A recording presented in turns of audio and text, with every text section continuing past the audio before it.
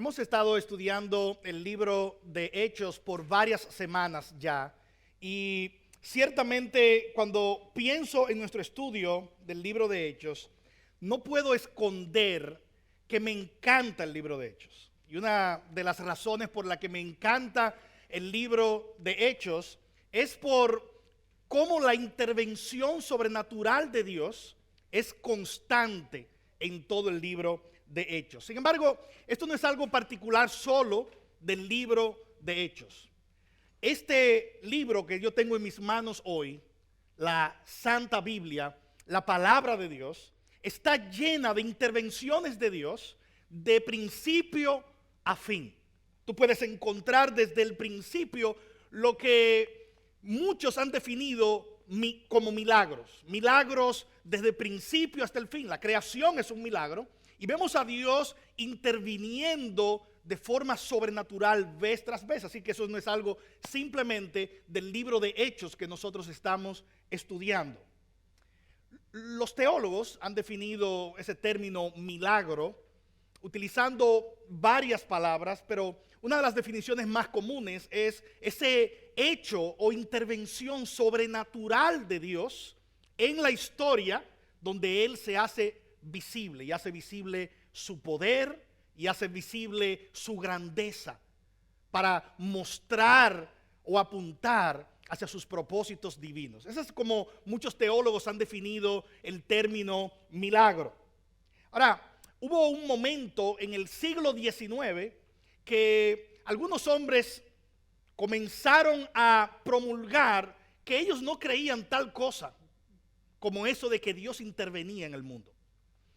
Alrededor del siglo XIX hubo un grupo, lamentablemente se hicieron llamar algunos de ellos cristianos, pero oigan qué tipo de ideas trajeron estos hombres sobre la mesa.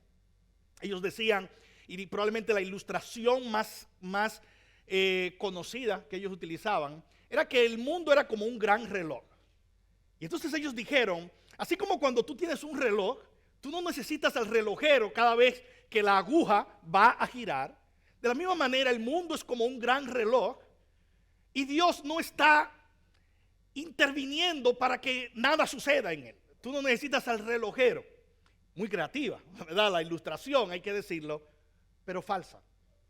Porque la realidad es que Dios interviene en su mundo, es su creación, pero también es real que no siempre lo hace de manera visible. Dios interviene a veces de forma visible, pero siempre está interviniendo a través de su cuidado providencial de la creación. De hecho, cuando tú vas a Mateo capítulo 5, versículos 4 hasta el 5, vas a encontrar que Jesús allí habló de ese cuidado del Señor, de esa intervención continua que nunca termina de Dios. Y Jesús dijo que aún la lluvia, aún cuando sale el sol, es una obra de Dios interviniendo para sostener su creación. El autor de Hebreos dice que nuestro Señor sostiene todas las cosas con la palabra de su poder. Así que no hay un momento en el que Dios no esté interviniendo. Y a eso generalmente se le ha llamado la providencia de Dios. Pero hay otros momentos específicos donde Él interviene de una forma visible para romper el orden de lo que estamos viendo, de la normalidad, a veces de las leyes naturales, para Él mostrar su poder, su grandeza, tal como Él es. Ahora, a lo mejor tú dices de esos hombres del siglo XIX o aún en nuestros días que niegan la intervención de Dios, tú puedes decir, wow, pero ¿qué mentalidad es esa? Ese es el mundo en el que nosotros vivimos y tú probablemente no te identifiques totalmente con ellos. Pero tal vez estás aquí y tú has dejado de creer que Dios puede intervenir en una situación particular. Tú has dejado de creer que Él puede intervenir en el mundo hoy, de que Dios no está escuchando. Algunos pueden llegar hasta aquí hoy y pensar, yo no sé cuando oro si estoy hablando solo, si hay alguien que me está escuchando, porque realmente yo no veo que algo esté sucediendo. Algunos de ustedes probablemente han dejado de creer, pero otros siguen creyendo, pero sienten que las fuerzas cada vez son menos. Hermanos, Dios de principio a fin revela en su palabra de que hay veces que Él interviene visiblemente, pero hay libros en la Escritura como Ruth, como Esther, donde aparentemente Él no está obrando, pero Él está obrando detrás de cortina a través de su providencia. Sin embargo, no es de esa intervención que queremos hablar en esta mañana. El pasaje que tenemos frente a nosotros hoy es una respuesta para aquellos que han perdido la fe, pero también para aquellos que tienen fe, pero también es una respuesta para todo creyente, porque describe claramente cómo Dios interviene de forma visible en un hombre en nuestro pasaje. Acabamos de leer Hechos capítulo 3 y Lucas, guiado por el Espíritu Santo, nos muestra a través de este pasaje que Dios muestra su poder milagroso para atraernos a mirar a Jesús, el autor de la vida, como el único que puede limpiarnos de pecado y reconciliarnos con Él por la eternidad. Dios muestra su poder milagroso para atraernos a mirar a Jesús, el autor de la vida, como el único, no hay más nadie que pueda hacerlo, que puede limpiarnos. Él es el único que puede limpiarnos de pecado y reconciliarnos con Él. He titulado este sermón de hoy Una mirada milagrosa, porque vamos a ver un milagro aquí, del 1 hasta el 10, pero luego cuando sigamos leyendo, hay más que ese milagro. Este pasaje es milagroso de principio a fin. De hecho, muestra un extraordinario milagro, más grande que el milagro que nosotros vamos a leer. Pero quiero enfocar sus miradas en este pasaje. De hecho, hay 4 acciones que el Espíritu Santo nos llama a tener cuando vemos este pasaje, y todos tienen que ver con mirar. Y la primera es esta: mira el milagro. Hay que mirar el milagro. Versículos 1 hasta el 9, mira el milagro. ¿Qué tiene de extraordinario este milagro que acabamos de leer aquí? Déjenme leer un poco con ustedes. Dice: cierto día Pedro y Juan subían al templo a la hora novena, eso es 3 de la tarde, la hora de la oración. Recuerden que habían 3 horas específicas en las que las personas en el primer siglo, los judíos, se reunían en el templo a orar: 9 de la mañana, 12 del mediodía y 3 de la tarde. Esta es la 3 de la tarde. Y los apóstoles eran judíos, pero al mismo tiempo ellos seguían aprovechando todo momento para orar. Y Lucas dice en Hechos capítulo 2, versículo 43, que generalmente ellos oraban en el templo, estaban compartiendo en las casas. No había un lugar donde ellos no estuvieran buscando con devoción al Señor. Y ellos estaban subiendo a las 3 de la tarde, a la hora de la oración. Y dice el versículo 2, que había un hombre cojo desde su nacimiento. Aprendemos un poco más adelante en el capítulo 4, porque este milagro que vamos a ver en esta mañana se resume brevemente, unos cuantos versículos, pero cubre 2 capítulos completos de la Biblia, porque los efectos de este milagro se hicieron sentir de manera inmediata. Y en el capítulo 4 aprendemos que este es un hombre que ha estado por más de 40 años en esta condición. Y este hombre, desde su nacimiento, dice, al que llevaban, quiero que vea la necesidad de este hombre, al que llevaban y ponían diariamente a la puerta del templo llamada La Hermosa, para que pidiera limosna a los que entraban al templo. Así que este hombre tiene un solo propósito en la vida: ser llevado de aquí para allá, ser llevado a los lugares donde él pueda recibir la compasión, la pena, la misericordia de otros. La Escritura mostraba claramente que era algo que debía hacerse en el templo, pensar en los necesitados. Y algunos tuvieron la maravillosa idea: bueno, si van a estar pensando en necesitados, tú eres un necesitado, ¡pran! Y sembraban a este hombre en las puertas, en la entrada, para que él pudiera ser visto. Ese es un hombre que nunca ha corrido. Ese es un hombre que no sabe lo que es como niño brincar. No sabe lo que es sentir la brisa mientras estás corriendo una mañana, 6 de la mañana. Este hombre nunca ha caminado. Desde su nacimiento, él no sabe cómo se usan las extremidades inferiores, no sabe. Y está allí en aquella puerta, no ese día, estaba allí siempre. Estaba allí todos los días porque era puesto allí. Era puesto allí para que pidiera. Así que eso era lo que él hacía, pedir. Algunos de ustedes, si yo le pregunto, ¿qué hacen en la vida? Es increíble. Hace un tiempo hablé con un señor y me dijo, ¿qué hacen en la vida? Me dice, de todo. Yo soy plomero, electricista, yo hago casas, techos, remodelo, cocina.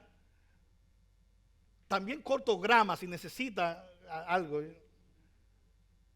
¿Cuántas cosas? Y muchos de ustedes son tan polifacéticos. El autor, Lucas, es muy polifacético, ya lo vimos. Él es un historiador, es un médico, es un marino, es un misionero. Este hombre responde muy breve a la pregunta. ¿Qué tú haces? Yo pido.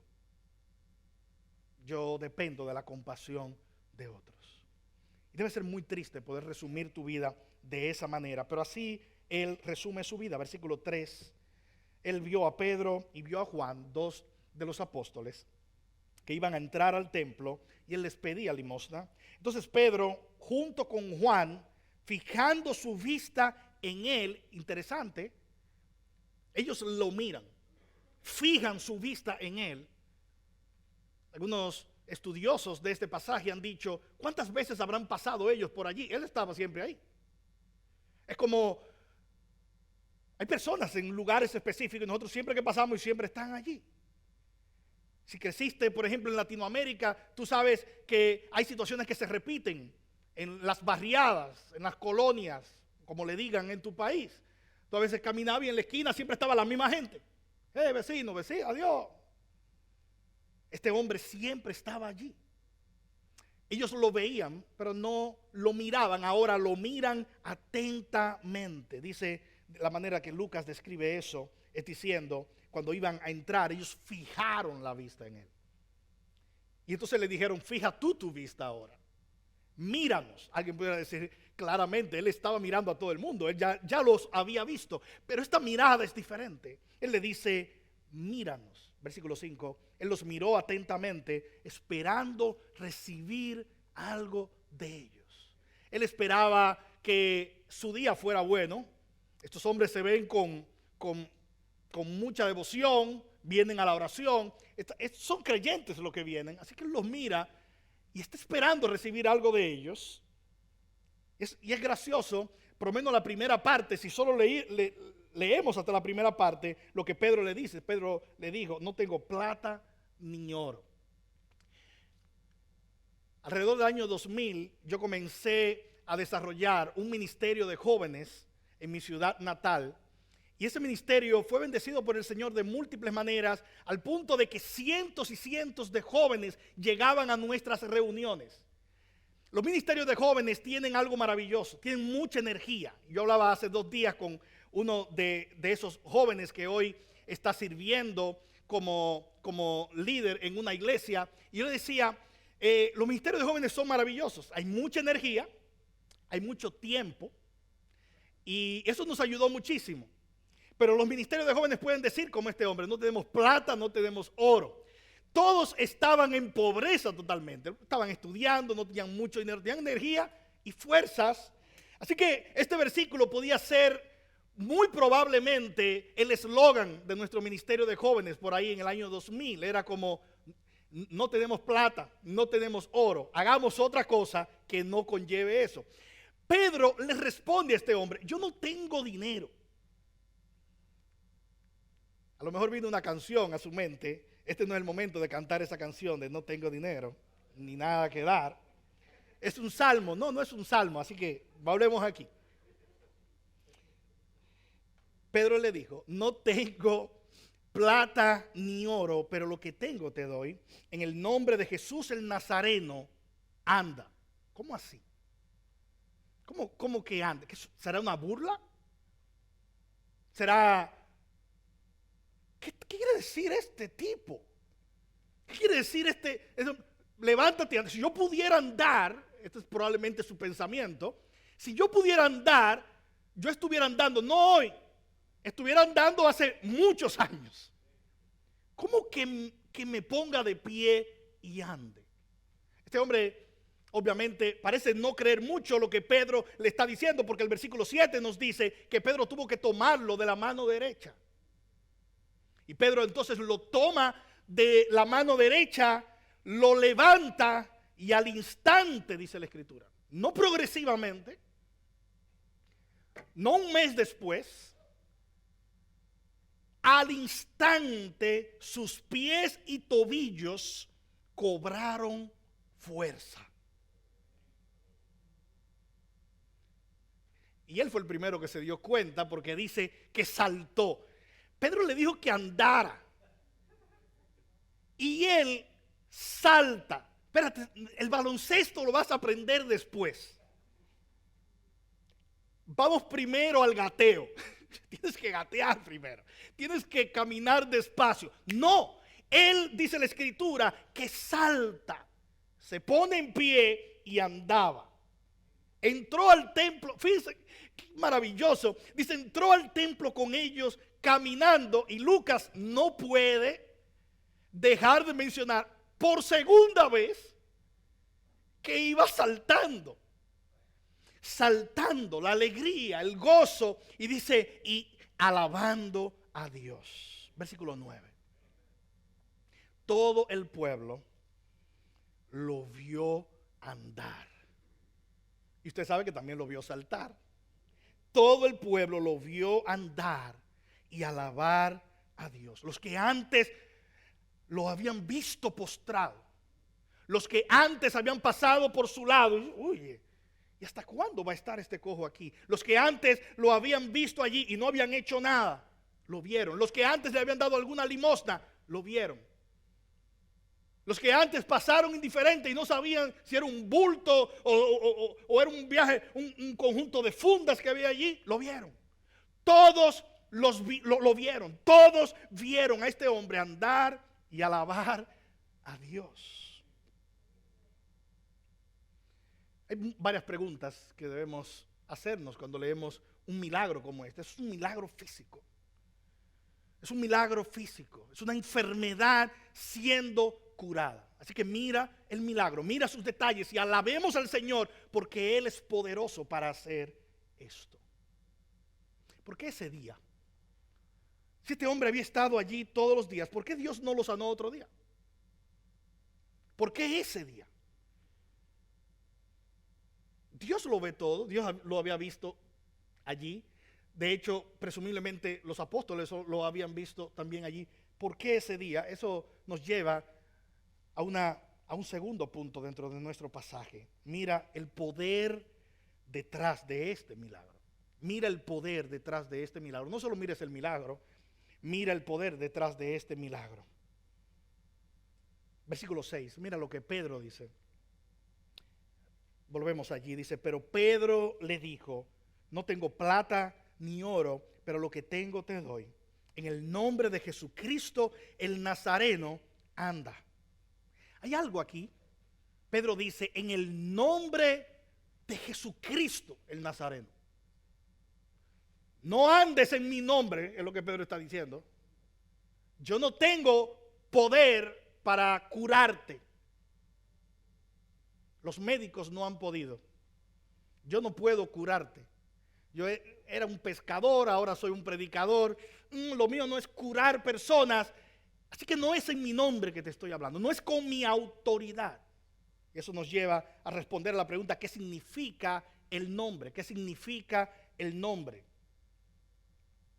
¿Y qué tiene que ver la fe con este milagro? Versículo 16, Pedro dice, por la fe en su nombre. Así que aquí hay una combinación. Pedro dice la fe en su nombre. ¿Quién creyó? Alguien puede decir, este hombre estaba tan necesitado, vivía y tuvo fe cuando vio a los discípulos. Eso no es lo que dice el pasaje. La Biblia no dice nada acerca de que este hombre tuvo fe en que iba a ser sanado ese día. De hecho, probablemente los planes durante ese día fueron, 9 de la mañana pido, 12 de la mañana pido, 3 de la mañana pido, llamo otra vez a la gente que me trajeron, me voy, me acuesto, déjame ver cuánto hay y veo si puedo comer. Su plan ese día no era estar saltando, pero era el plan de Dios. Él estaba pidiendo dinero porque él pensaba que eso era lo que necesitaba. Yo no sé si en algún sentido se parece mucho a nosotros. A veces pensamos que necesitamos algo y el Señor dice, no es lo que tú necesitas. Yo voy a darte lo que tú necesitas y algo más. Algunas personas se acercan a una iglesia como esta porque tienen necesidad y está bien. Pero a lo mejor tú llegaste hasta aquí diciendo, yo tenía esta necesidad, necesito tener una familia. Necesito tener personas que me escuchen. Y eso está muy bien, aquí te vamos a escuchar. Necesito tener personas que caminen conmigo. Excelente. Vamos a caminar contigo. Necesito un lugar sano donde criar mis hijos. Good. Este es un lugar donde puedes criar tus hijos en el temor del Señor. Y llegaste aquí pensando, esto es lo que necesito. Lo que tú no sabías era que el Señor iba no solo a suplir esa necesidad, sino que te trajo aquí para salvar tu alma. Y te trajo aquí para darte algo que tú no estabas pidiendo, pero Él por misericordia te iba a dar. Y eso es lo que está pasando aquí. Él está pidiendo algo y recibe otra cosa mucho más grande que él jamás soñó, que él jamás lo pensó. Su esperanza había muerto, pero el Señor obra en él. Y dice Pedro, por la fe en su nombre. ¿Quién tuvo fe? Por la fe en su nombre. Es el nombre de Jesús lo que ha fortalecido a este hombre a quien ven y conocen. La fe que viene por medio de Jesús le ha dado a esta perfecta sanidad en presencia de todos ustedes. No tienes que leer mucho. Es la fe de los discípulos. Es la fe de los apóstoles. ¿Qué fue lo que ellos creyeron? Ellos creyeron que lo que Jesús le dijo era real. Ellos creyeron que lo que Jesús le había delegado era real. Y por eso Lucas en Hechos capítulo 2 versículo 43 describe la fe de la iglesia diciendo, y múltiples señales y milagros eran obrados a través de la iglesia. Y ahora nos da este ejemplo, nos dice, vengan a ver uno de esos milagros. De hecho es el primer milagro a través de los apóstoles que vemos en el libro de Hechos. Y ahora nos dice, mira lo que sucedió. Ellos creyeron en aquel que tiene toda autoridad, no en su propio nombre. Ellos creyeron que lo que Jesús le dijo que ellos iban a hacer, iba a suceder. Y sucedió. El nombre de Jesús es su autoridad. Los apóstoles fueron comisionados por Cristo para que ellos representaran el nombre de Cristo. Para que cualquiera que los viera supiera que ellos no venían en su propio poder, sino en el poder del Señor Jesucristo. Así que ciertamente la fe en el nombre de Cristo obra aquí. Probablemente lo que está diciendo Lucas es que ese día específico la fe cubrió sus corazones y ellos hicieron algo que nunca habían hecho en ese momento. Ellos pudieron decir, el Señor Jesús es poderoso para levantar a este hombre. Pero alguien probablemente esté aquí y diga, yo creo eso. Yo creo eso. Pero sigo enfrentando diagnósticos médicos y no parece que esté sucediendo algo. ¿Por qué? ¿Por qué aquí? ¿Por qué no sucede conmigo? Eso nos lleva al tercer punto. ¿Cuál era el propósito de los milagros? ¿Cuál es el propósito de los milagros en la Biblia?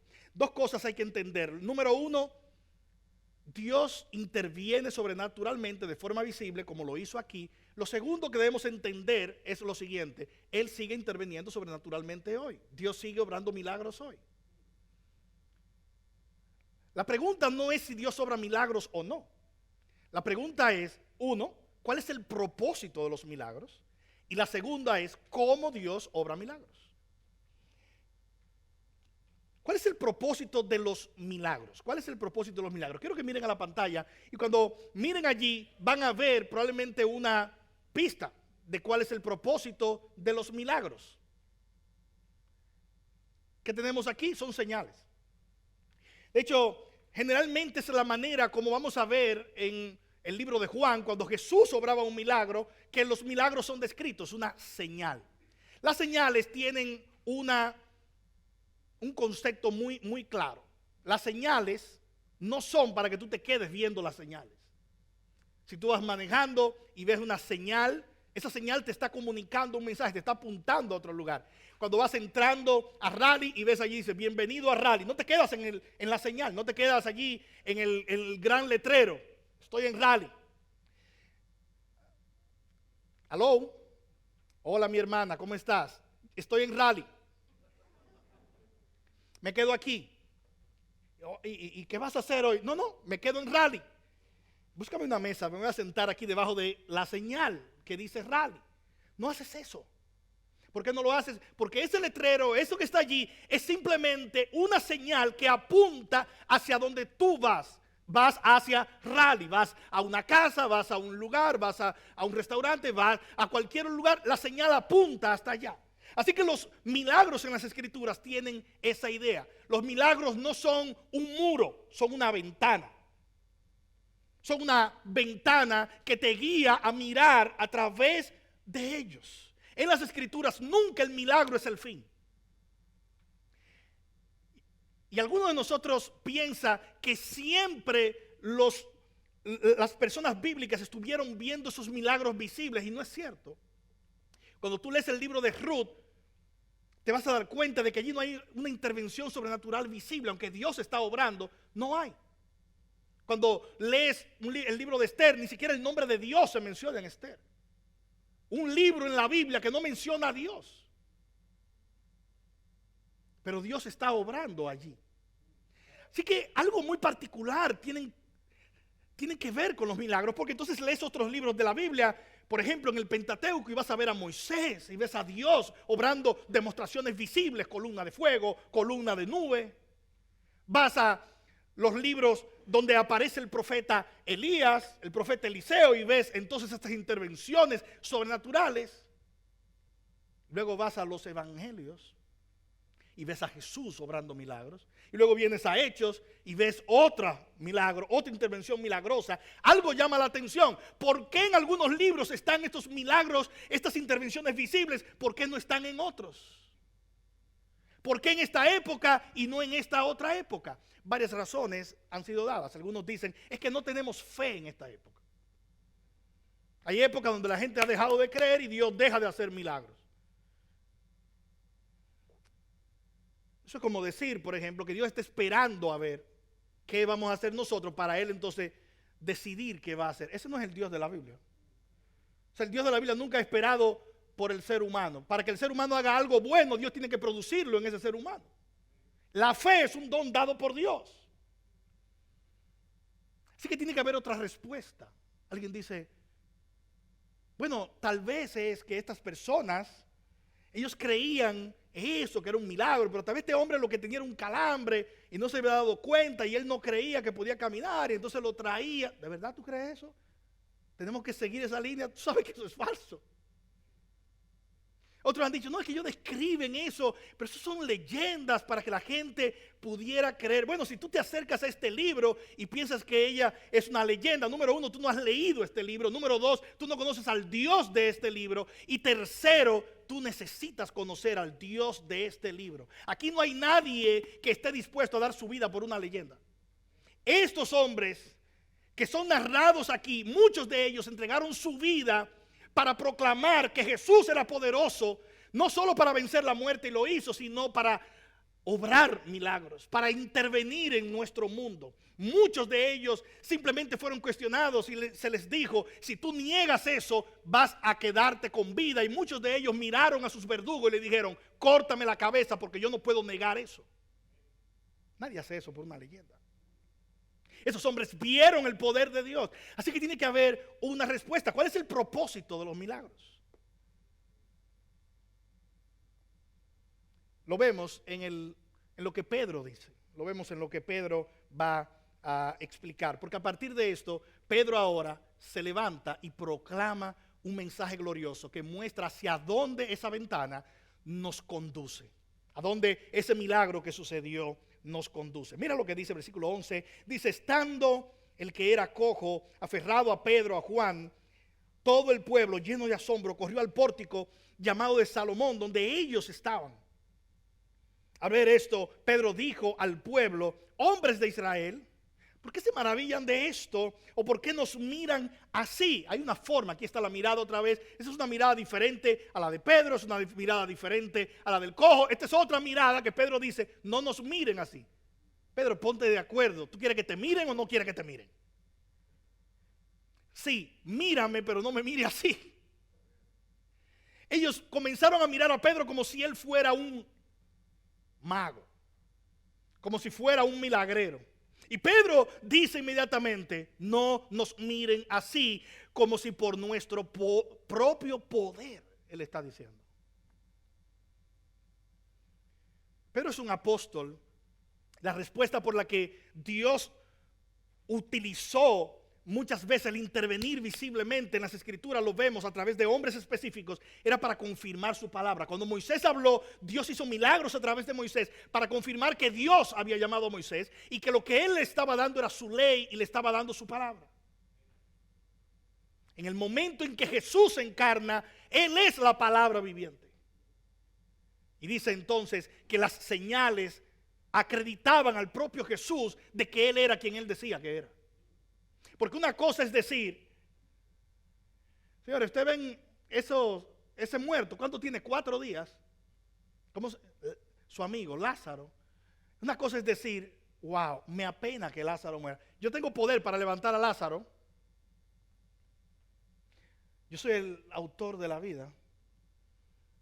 Pero no lo vamos a hacer hoy. Después hablamos. Y seguir caminando. Y otra cosa es decir: yo tengo poder para levantar a Lázaro. Lázaro, ven fuera. En otras palabras, los milagros comunicaban la señal, nos ponían frente a frente a la ventana de que Jesús es quien Él dijo ser. Que Él es Dios y que Él tiene el poder para hacer lo que Él quiera, como Él quiera, cuando Él quiera, donde Él quiera y con quien Él quiera. Y Él le dijo a los apóstoles: ustedes harán esto también. Este es un momento donde los apóstoles están viviendo, donde la palabra de Dios tiene que ser certificada a través de los apóstoles. Tiene que ser proclamada a través de ellos. Fíjense que cuando ellos están escribiendo, cuando ellos están viviendo aquí, el Nuevo Testamento todavía no está escrito. Hoy tú y yo sabemos cuando decimos: hermanos, la palabra de Dios dice. Pero cuando ellos decían la palabra de Dios dice, ellos abrían la boca y comenzaban a hablar. ¿Cómo tú sabes que esa era la palabra de Dios? Bueno, Dios respaldó la vida de ellos con milagros gloriosos. Mira cómo lo dice el libro de Hebreos. Hebreos capítulo 2 es un libro que nos da algo de luz para que podamos entender lo que estaba pasando aquí.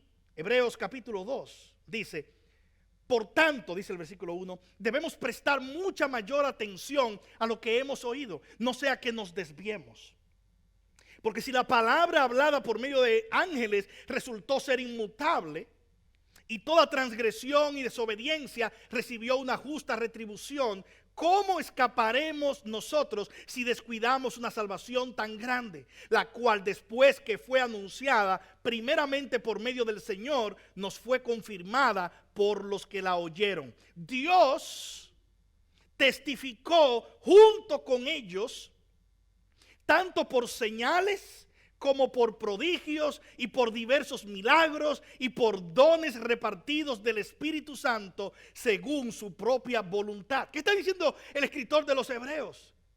Que el evangelio fue traído por Cristo, proclamado por Cristo, pero los que escucharon a Cristo recibieron el poder de lo alto para que ellos proclamaran las mismísimas palabras de Dios, y lo que Dios hizo fue testificar juntamente con ellos a través de señales, milagros, prodigios. Todo lo que estamos viendo aquí es simplemente, esta era una señal, primero, de que Dios estaba con ellos, de que ellos eran enviados de Dios para hablar en nombre de Jesús.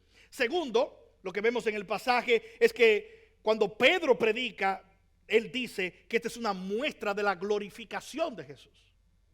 En otras palabras, Pedro dice: este milagro es para confirmar lo que nosotros ya hemos visto en el libro de Hechos, que el libro de Hechos es Jesús todavía gobernando su iglesia y ministrando a través de su iglesia por el poder del Espíritu. De eso se trata el libro de Hechos.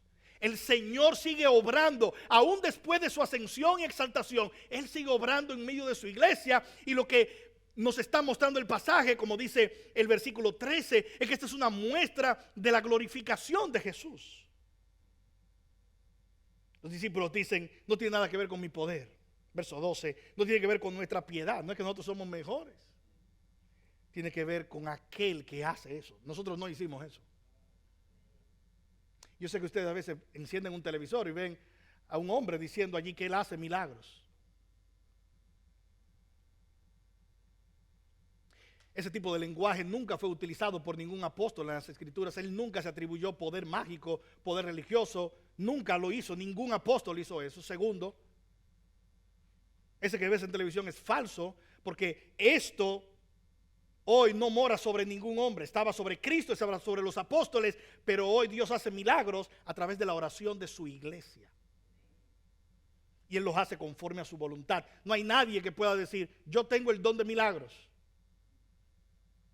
Los milagros siguieron a los apóstoles como siguieron al propio Señor Jesucristo para vindicar su mensaje. Este mensaje ya está vindicado hoy. Tenemos la palabra de Dios. Ella fue atestiguada con estos milagros y por eso creemos que ella es la palabra de Dios.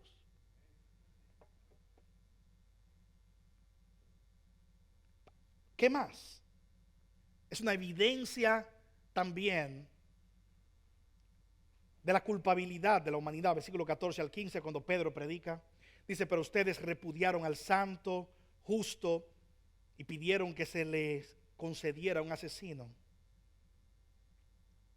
Él dice que Jesús es el santo y justo. Versículo 13, él llama a Jesús el siervo. Él dice, ha glorificado a su siervo Jesús. Jesús, el siervo sufriente de Dios. Eso habla de Isaías. Jesús se presenta allí como el siervo sufriente. Pedro llama a Jesús el santo y justo. Este milagro apunta a que Jesús es el único santo y justo que hay. Versículo 15, Él es el autor de la vida. Él puede hacer esto porque Él es el autor de la vida que resucitó de entre los muertos. Y Pedro dice, nosotros somos testigos. Versículo 16, por la fe en su nombre, es el nombre de Jesús lo que fortaleció este hombre. Él llama a Cristo su Cristo. El pueblo de Israel esperó el Mesías por varios años y Pedro está diciendo, esto ha sucedido para que ustedes vean que ese que ustedes mataron, que resucitó de entre los muertos, es el Mesías prometido. ¿Qué significaba Mesías? La palabra Mesías significa el ungido, pero ese ungido, ¿qué era lo que iba a hacer? Dios prometió que llegaría un rey, el rey de reyes y señor de los señores, y él gobernaría sobre su pueblo. El pueblo de Israel estaba esperando a alguien que lo libertara políticamente de la bota romana, que proveyera para ellos la esperanza política y social. Y cuando Cristo viene, le dice, ustedes tienen una esclavitud mayor que esa. Pero habrá un momento donde verán ese liderazgo sobre todo lo que hay, pero antes ustedes tienen que ser libres de algo más. Ustedes tienen que ser libres de su pecado. Tienen que ser libres de ciertamente haber dado la espalda a Dios. Y el Mesías, ese es el líder glorioso. Y Pedro está diciéndole, mirándole a los ojos, el Mesías ya vino y ustedes lo mataron. Pero Él resucitó de entre los muertos porque el Mesías tiene autoridad sobre la vida misma. Él es el autor de la vida.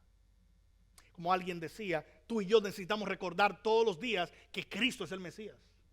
¿Qué era el Mesías para el pueblo de Israel? Era aquel en el que ellos ponían su esperanza.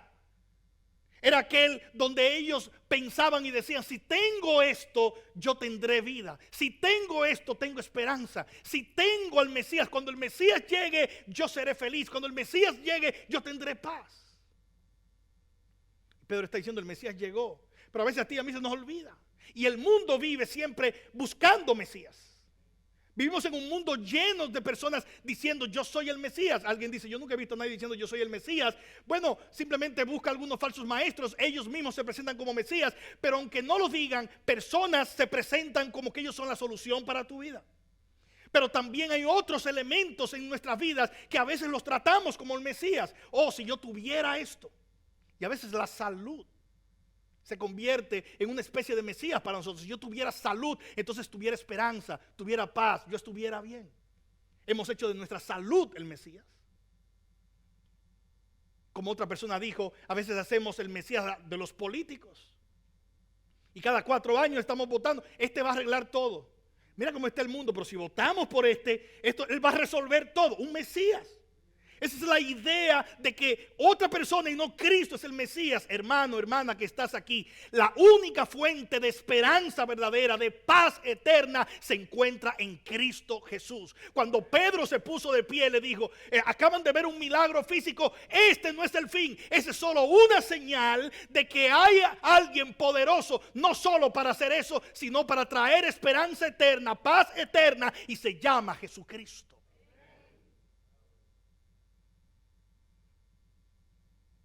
Para algunos su Mesías se llamaba Estados Unidos. Y llegaron a este país pensando, cuando yo llegue a los Estados Unidos, yo tendré paz, tendré prosperidad, seré feliz. Espero que ya te hayas dado cuenta de que Estados Unidos no es un Mesías. Cristo es el Mesías.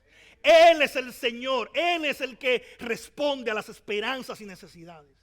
Y si tú estás aquí hoy en esta mañana y dices, bueno, yo ni sé por qué vine aquí, déjame darte una idea de por qué el Señor te trajo aquí. Él te trajo aquí hoy para que tú escuches que lo que tú realmente necesitas es al Cristo Jesús, que es el Mesías, el Salvador de los pecadores.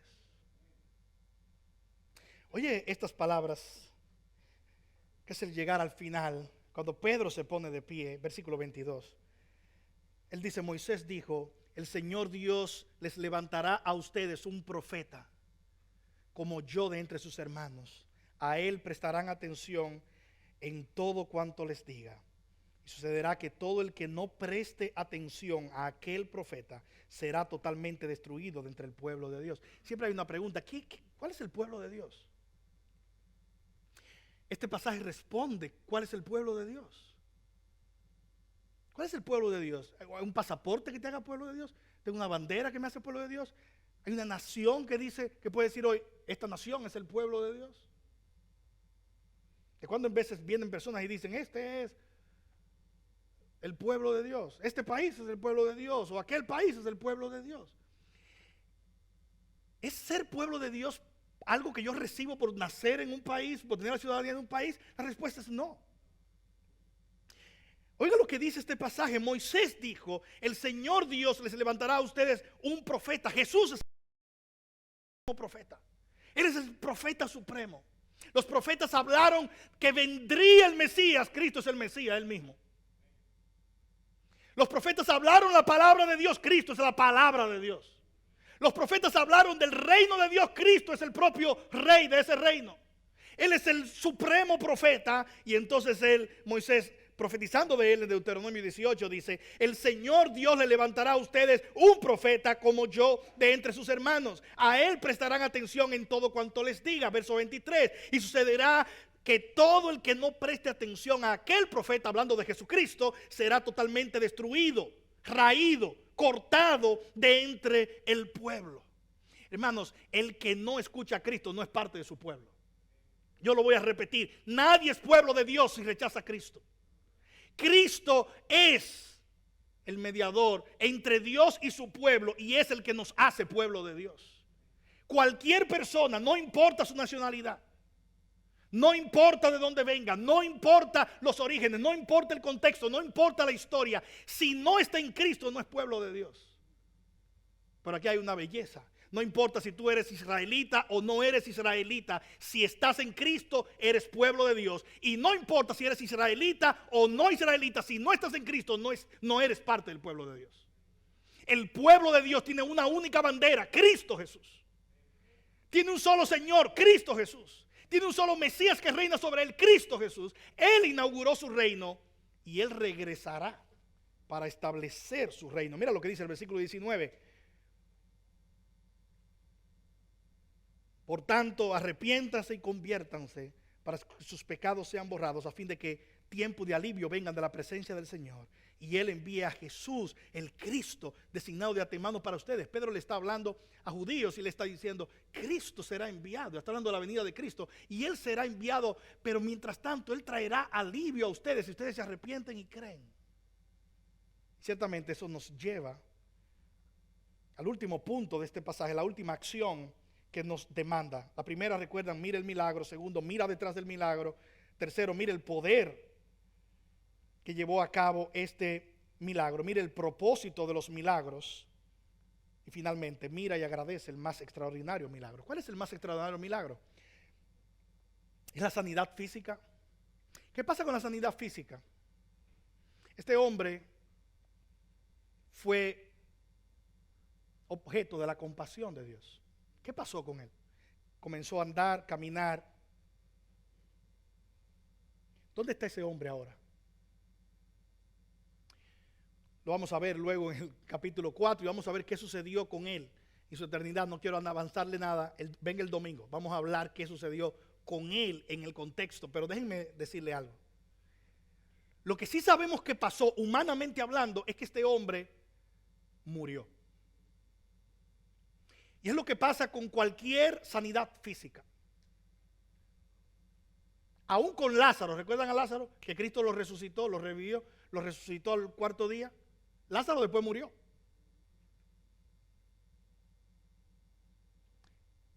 Los milagros físicos son maravillosos, pero no perduran en esta tierra. Tiene que haber algo más grande que el milagro físico. Y el Señor quiere que veamos el milagro físico, pero quiere que veamos más allá de ese milagro.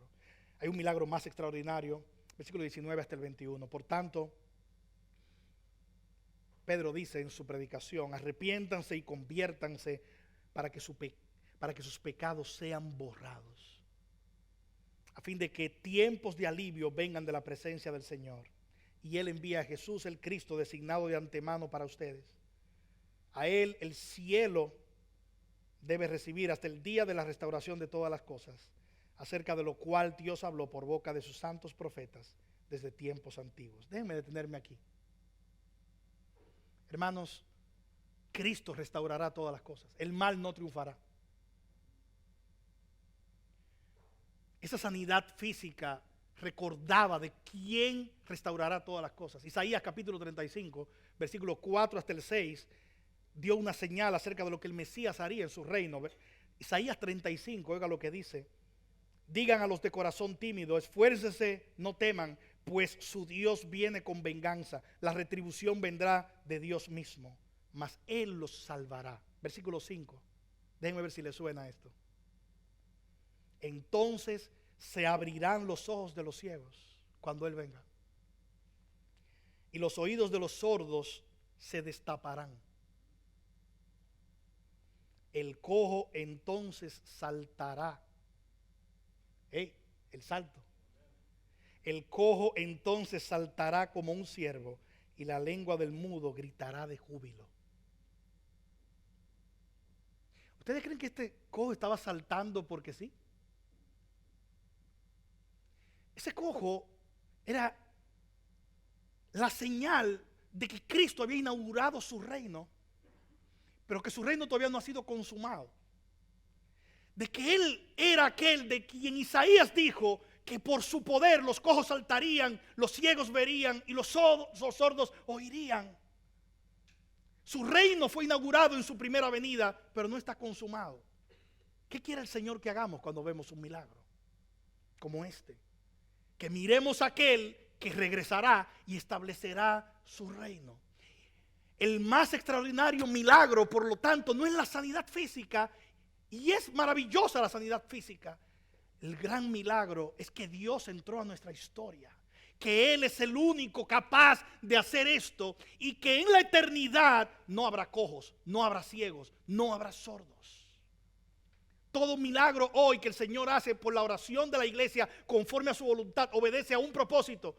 La compasión de Dios con esa persona, pero es mucho más que solo compasión. Obedece al Señor mostrar que un día la muerte no será más. Un día la ceguera no será más. Un día la sordera no existirá más. Un día no habrá mudos. Un día Cristo regresará y establecerá su reino. Y esto es grandiosa esperanza, porque todo lo que estamos aquí hemos perdido familiares a quienes amamos. Todo lo que estamos aquí hemos visto a algunos de nuestros familiares ser golpeados por el cáncer o por otro tipo de enfermedad o por aquello, o murieron de tal y tal manera. La esperanza que tiene el creyente es que el Cristo que hizo este milagro y que a veces de manera visible responde a la oración de su pueblo haciendo milagros. Nosotros sabemos que cuando Él no hace el milagro, no significa que Él no nos ama. No significa que Él no un día no sanará completamente a mi familiar, o me sanará a mí, o resucitará a mi ser querido. No, todo lo contrario. Milagros como este son hechos como un recordatorio de que habrá un día cuando el milagro será lo normal, donde nosotros caminaremos en la gloriosa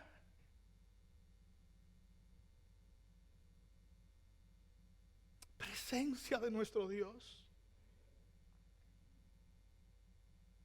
Y no veremos el cojo saltar como lo más grande, porque esa será la normalidad en la venida del Señor Jesucristo. Y este milagro apunta a eso. Este milagro apunta a otro milagro extraordinario. Agradece adorando a Dios por el extraordinario milagro. Agradece recibiendo el más extraordinario milagro. Si tú estás aquí hoy y no conoces al Señor Jesucristo, el más grande milagro está descrito en los versículos 25 y 26. Ustedes son los hijos de los profetas y del pacto que Dios hizo con sus padres al decir a Abraham: y en tu simiente serán benditas todas las familias de la tierra. Para ustedes, en primer lugar, Dios, habiendo resucitado a su siervo, lo ha enviado para que los bendiga, a fin de apartar a cada uno de ustedes de sus iniquidades. Pedro les dice: Cristo vino primero a ustedes lo rechazaron, pero Él vino para hacer el más grande milagro: apartar a cada uno de ustedes de sus iniquidades. Versículo 19 habla de pecados, aquí habla de iniquidades. Pecado, todos hemos dado la espalda a Dios. Iniquidades nuestras obras son malas, pero Él es capaz de borrar tu pecado. Yo no sé lo que tú has hecho en el pasado. Yo no sé cuáles son tus pecados en el presente. Cristo limpia de pecado. No hay un mayor milagro que tener un Salvador que nos limpia de pecado. Y es lo que Cristo hace. Agradece hoy al recibir ese milagro, viniendo a Cristo en arrepentimiento y fe. Agradece adorando por el más extraordinario milagro. Agradece proclamando el extraordinario milagro. Y agradece añorando la consumación del reino de Cristo en su gloriosa venida. Si tú estás aquí hoy y has orado que el Señor haga un milagro en tu vida, sigue orando. Si es su voluntad, Él lo hará. Pero aún si no lo hace ahora en tu vida o durante tu tiempo en esta tierra, un día Él establecerá su reino. Y Él mostrará su gloria para contigo. Y vivirás en un mundo donde no habrá pecado, no habrá enfermedad, no habrá dolor. Él enjugará de nosotros toda lágrima. El punto central aquí no eres tú ni soy yo. Es Dios. Él es poderoso para mostrar su grandeza, para limpiar de pecado. Y Él lo hace con aquellos que son su pueblo. Termino con el pasaje de Isaías 35. Mas Él los salvará. Entonces se abrirán los ojos de los ciegos y los oídos de los sordos se destaparán. El cojo entonces saltará como un ciervo y la lengua del mudo gritará de júbilo. Que el reino de Cristo se inaugure en tu vida viniendo a Él y que juntos esperemos su venida.